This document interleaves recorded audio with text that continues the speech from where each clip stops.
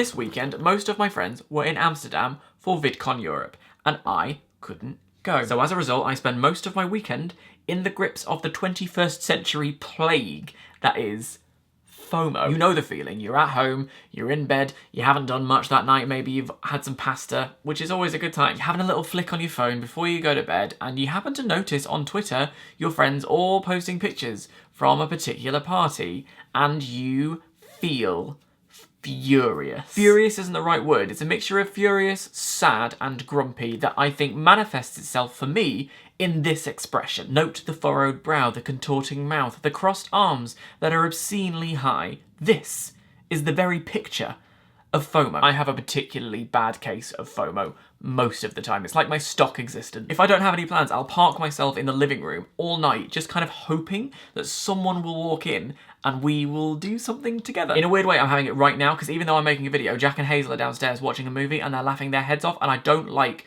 that I'm not. Should we go and interrupt their fun? Let's go. Downstairs team. Hello. I'm making a sandwich. Yeah. Can I just... No. Just take these shoes off. Could we stop for 1 sec while I just do the sandwich? Shoes off. Jack, do you fear I'm missing out on things? Oh God, look at this. You don't get it as bad as I do. I don't get it as bad as you do, no, correct. You do mostly because I'm always invited. When?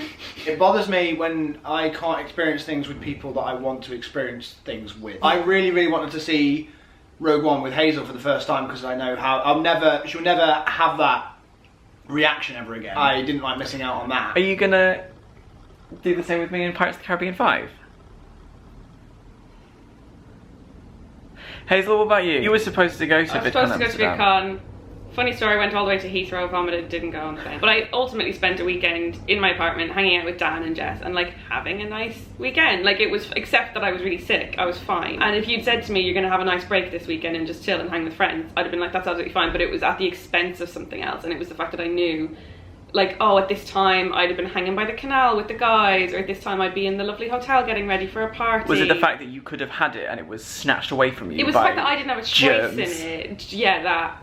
I didn't have a choice. It was like, oh, ding dong. There's someone at the door. We've just run out of time. You haven't had a choice. Like, it's generally something that you wanted to be at but can't because you have to work or you're sick or whatever. Usually it's because the people that you love are there and you want to like do something. How do you deal with it? Oh. Text a lot, tweet a lot of sad things about 3 AM. Tweet gifts, yeah. You should tweet a lot of gifts. Kieran, Yeah. do you ever experience FOMO?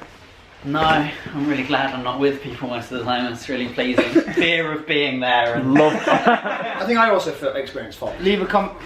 Leave a comment.